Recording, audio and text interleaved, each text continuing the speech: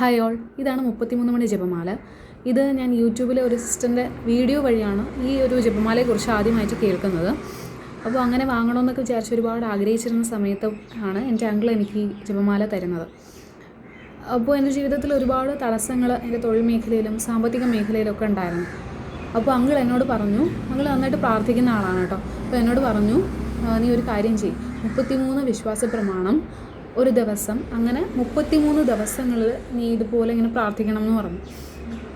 അങ്ങനെ ഞാൻ പ്രാർത്ഥിച്ചതിൻ്റെ ഫലമായിട്ട് എനിക്കൊരു ഗവൺമെൻറ് ജോലി ലഭിച്ചു. എൻ്റെ സാമ്പത്തിക ബുദ്ധിമുട്ടുകളൊക്കെ മാറി. എന്നിട്ട് 14 വർഷമായിട്ട് ഇങ്ങനെ മുടങ്ങിക്കിടന്ന ഞങ്ങളുടെ ഒരു വീടിൻ്റെ പണി അത് പൂർത്തീകരിക്കാൻ വേണ്ടി കർത്താവ് ഇപ്പോൾ സഹായിച്ചുകൊണ്ടിരിക്കുകയാണ്. ഏകദേശം എൻ്റെ ഫൈനൽ സ്റ്റേജിൽ, ആ വീട് പണിയുടെ ഫൈനൽ സ്റ്റേജിൽ എത്തി നിൽക്കുകയാണ്.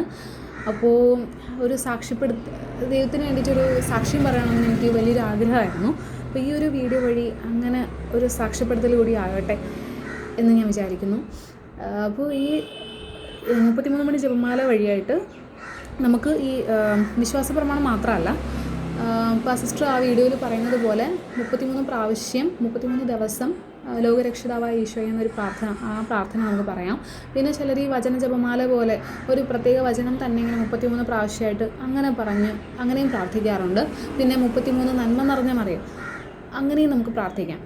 ഓക്കെ, അപ്പോൾ എല്ലാവരെയും ഈശോ സമൃദ്ധമായി അനുഗ്രഹിക്കട്ടെ. Okay, all the best.